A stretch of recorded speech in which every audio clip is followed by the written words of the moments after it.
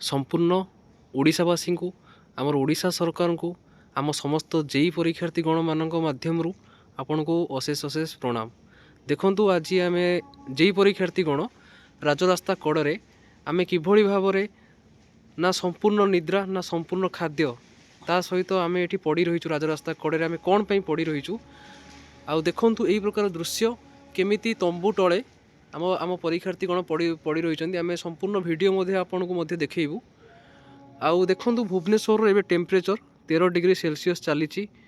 आम जानिबा एबे आम भाई मानक पार्टी किसी शुणा कौन पाई ए प्रकार परिस्थिति कौन पाई आम आज आसिकी राजरास्ता कड़े ओडिशा स्टाफ सिलेक्शन कमिशन आगे धारणा देचु। आसंतु जानिबा।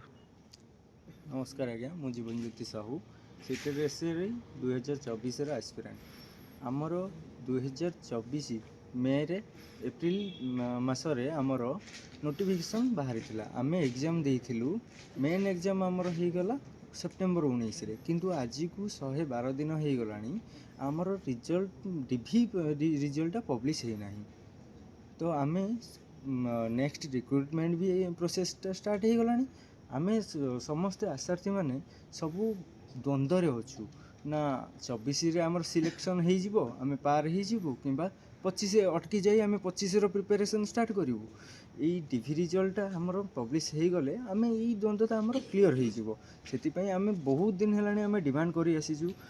इवेन 23 तारीख भी आम सीएम को ग्रीभांस को जाइकी पोर्टाल रे तांकर सबू दाखल करके आसलु। आमर तथ्य सबू जहाँ भी अच्छे आम पाखे आम जहाँ भी डिमांड करूँ सब रखिक आसलु, किंतु आज पर्यंत 15-16 दिन हो गलानी आज पर्यंत आमको कहार भी रिप्लाय आसी ना ओएसएससी तरफ किसी आसूची ना सीएम तरफ किसी आसूची। बहुत जन को भेट बहुत सीनियर अथॉरिटी मानक भी भेटी सारूँ, किंतु कहार भी निद भांगुनी।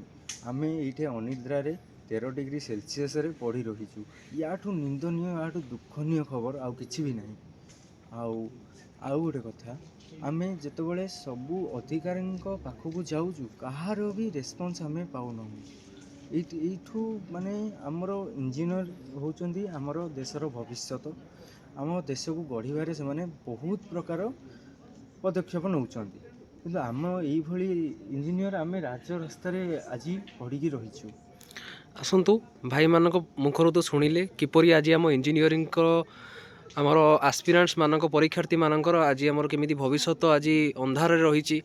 एग्जाम 3.5 मास 4 मास बीतीगला कौन सी प्रकार डॉक्यूमेंट वेरिफिकेशन लिस्ट कौन सी प्रकार पिला क्लारिफिकेशन दि जाऊ ना। आउ से अव्यवस्था कौन पाई ओडिशा कर्मचारी प्रवरण आयोगर एते दुर्बल मनोभाव कौन पाई इंजीनियरिंग प्रति आमे मध्य ताहा जानी पारु नाहु। एवं आपण एपटे देखिपारुथिबे एबे एटा ओएसएससी ऑफिस सामने वीडियो आमे बनाऊछु।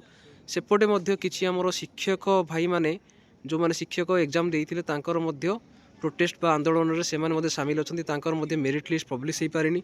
आसंतु आपण एटी हम देखिबे केमिति जेई हमर परीक्षार्थी माने केमिति तंबू तळे केते कष्ट रे केमिति राति बितौचंती सेटा आपण देखिबे।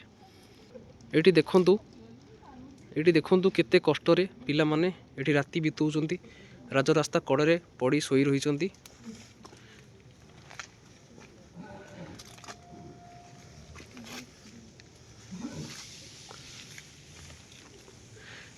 एटी मध्य आमर महिला परीक्षार्थी मध्य आमर एटी शोई रही जहाँकि एक आमर यही सब अव्यवस्था जहाँकि आम ओडिशावासी मानक पई मध्य एटा गोटे भाबिबार कथा जे आपणकर मध्य आगामी जो संतान संतति माने जितेबाला परीक्षा रे आपण जितेबाला भाग नेबे तांको पई मध्य एही प्रकार दुर्व्यवस्थार सामना करने को पड़ी पारे।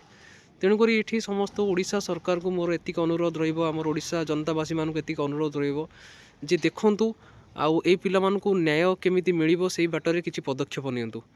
धन्यवाद।